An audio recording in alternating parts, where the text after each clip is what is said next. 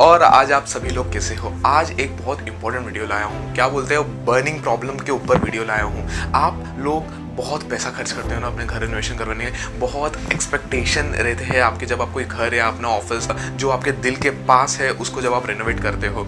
देखिए आपका पैसा तो बहुत लगता है रिनोवेशन में, ये स्वाभाविक सी बात है, सबको पता है।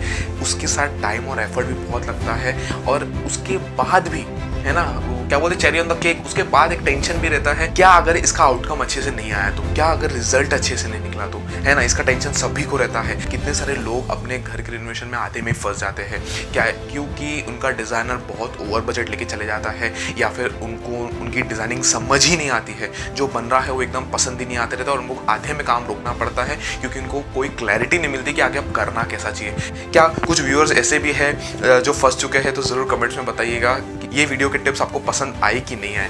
देखिए कैसा है कि घर का एक इम्पॉर्टेंट हिस्सा होता है प्लानिंग। कोई भी काम करनी है पहले तो, वैसे ही डिजाइनिंग में भी, रिनोवेशन में भी, कोई भी काम करने जाए उसके लिए इंपॉर्टेंट होता है प्लानिंग। अगर प्लानिंग बहुत पेशेंटली बैठ के आपने अच्छे से किया तो उसका आउटकम जरूर निकलेगा और आप फंसोगे नहीं। इस वीडियो में मैं टॉप इंपॉर्टेंट 3 पॉइंट्स बताने वाला हूं जो आप अगर इंप्लीमेंट करोगे तो अगर आप रिनोवेशन में कभी फंसोगे नहीं। और वीडियो एंड तक देखना क्योंकि एंड में जो मेरा लास्ट पॉइंट है उसमें मैं एकदम गोल्डन रूल बताने वाला हूँ कि क्या ऐसा चीज करे जिससे आप बिल्कुल ना फंसे।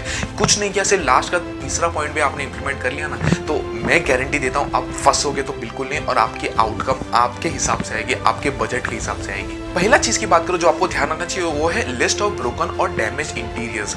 देखिए कैसा है कि घर बनाने का सबका पर्पस और मोटिव अलग होता है। किनका घर बहुत डैमेज हो गया रहता है या किनका डिजाइन पुराना हो गया रहता है, उनको रिनोवेट करने का जरूरत पड़ता है। पर्पस जो भी हो, एक चीज क्लियर होता है कि आपके घर में कौन सी ऐसी चीज है जो बिल्कुल नहीं चलने वाली है या कौन सी ऐसी चीज जो आगे जाके बिगड़ जाएगी। क्या आप समझ रहे हो? कौन सी ऐसी चीज जो 3-4 महीने में आपको पता है कि ये बिगड़ जाएगी। तो ऐसे चीजों को पहले प्रायोरिटी लिस्ट पे लेके आइए, कौन सा बहुत ज्यादा जरूरी है। कैसा होता है ना, कभी कभी डिजाइनर आते हैं आपके घर में, अरे ये चेंज कर लेते, अरे फर्नीचर भी चेंज कर दिया, फ्लोरिंग भी चेंज कर दिया, सीलिंग, पर्दे, पता चला आपका वो नीड ही नहीं था और आपका जो मेन पर्पस था, जो प्रायोरिटी लिस्ट बनाने को बोल रहा हूँ, वो हुआ ही नहीं और बहुत खर्चा हो जाता है और आपका मोटिव पूरा नहीं होता है। तो ऐसे लिस्ट पे पहले काम करिए जो सबसे पहले आपने इंटीरियर करवाना चालू क्यों किया, क्यों थॉट आया आपको डिजाइनिंग करवाने का, रेनोवेशन करवाने का। डिजाइनिंग था कि कुछ डैमेज था, उसको पहले आप अच्छे से फॉर्मेट में लिखिए, वो डिजाइनर को अपने कम्युनिकेट करिए या अपने कॉन्ट्रैक्टर को कम्युनिकेट करिए। सबसे पहले मुझे ये चीज कंप्लीट करके चाहिए, बाद में बाकी सब चीज पे आप चाहिए। वरना कैसा है, पूरा घर बन जाता है, आपके पैसे भी चले जाते हैं और आपका मेन पर्पस सॉल्व होता ही नहीं है। सेकेंड चीज जो आपको ध्यान रखनी चाहिए वो है फ्लोर रिनोवेशन। फ्लोर रिनोवेशन से मेरा मतलब क्या है, देखिए जब आप घर बनाते हो ना तो सबसे ज्यादा घाई पता है क्या होता है, फ्लोरिंग चेंज करने का। ये हमने नोटिस किया है। कैसा होता है कि आप लोग कहीं ना कहीं किसी अपने दोस्त या रिलेटिव के घर पे कुछ अच्छे फ्लोरिंग देख के आते हो और आपके मन में बैठ जाता है कि मेरे को फ्लोरिंग वैसा ही चाहिए। और फ्लोरिंग में देखिए बजट बहुत ऊपर नीचे होने के चांसेस होते हैं क्योंकि इनिशियल चीज पे जो बजट होता है ना, और जब आप एक्चुअल में मार्केट में कुछ सिलेक्ट करने आते हो ना फ्लोरिंग, तो आपको महंगी चीजें ही पसंद आ जाती है। कोई अच्छा महंगा टाइल या इटर्नल मार्बल तक पसंद आ जाता है और आपके मन में वही बैठ जाता है। उसके बाद अगर आप कॉम्प्रोमाइज करते हो ना तो आप उससे सेटिस्फाइड होते ही नहीं हो। तो फ्लोर रिनोवेशन जरूर देखिए करवाने की जरूरत है भी कि नहीं है, अगर आपका बजट लो है तो। अगर जरूरत नहीं है तो उसको अवॉइड करिए। बहुत सारा चीपेस्ट फ्लोरिंग भी अवेलेबल है, जैसे विनाइल फ्लोरिंग हो गया, लैमिनेट फ्लोरिंग हो गया। वुडन फ्लोरिंग भी चीप नहीं बोल सकता हूँ, लेकिन कुछ कुछ वुडन फ्लोरिंग टाइल्स के कंपेयर में थोड़ा सस्ता आ जाता है। तो ऐसे टाइप के फ्लोरिंग में जाइए। हम जब अपने टीम में हम जब बजट बनाते हैं तो एक मजाकी वाक्य बोलते हैं कि अगर सील वाला अंदर घुस गया तो हम सब बाहर हो जाएंगे, क्योंकि सील वाला बहुत बजट लेके आता है और चांसेस बहुत हाई रहते हैं कि बाकी चीज़ें के लिए बजट नहीं बच पाता है। तो अगर कम बजट है तो जरूर इसको ट्राई करिए अवॉइड करने का। अब मैं आता हूँ अपने थर्ड पॉइंट पे, क्या आपको ध्यान रखना चाहिए, गोल्डन पॉइंट, जो अगर सिर्फ ये पॉइंट आपने ध्यान रख लिया तो बाकी अगर आपने कुछ अवॉइड भी कर दिया तो भी चलेगा। थर्ड पॉइंट है first finalize everything on paper. सबसे पहले आपके घर का डिटेल प्लानिंग करवाइए, उसको ऑन पेपर लेके आइए। क्या आप समझ रहे हैं, क्या ये सेंस बन रहा है जो मैं बोल रहा हूँ? उसका 3D व्यूज बनाइए। देखिए 3D व्यूज महंगा होता था, लेकिन आज के डेट में महंगा उतना नहीं है 3D व्यूज।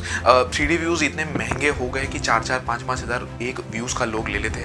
तभी एज अ डिजाइनर हमने भी कोर्सेज चालू किए 3ds Max और वीरे, ऑटोकैड सिखाने के लिए। ये सब क्या सॉफ्टवेयर है, ये सब वही सॉफ्टवेयर जो 3Ds बनाने में हेल्प करते हैं।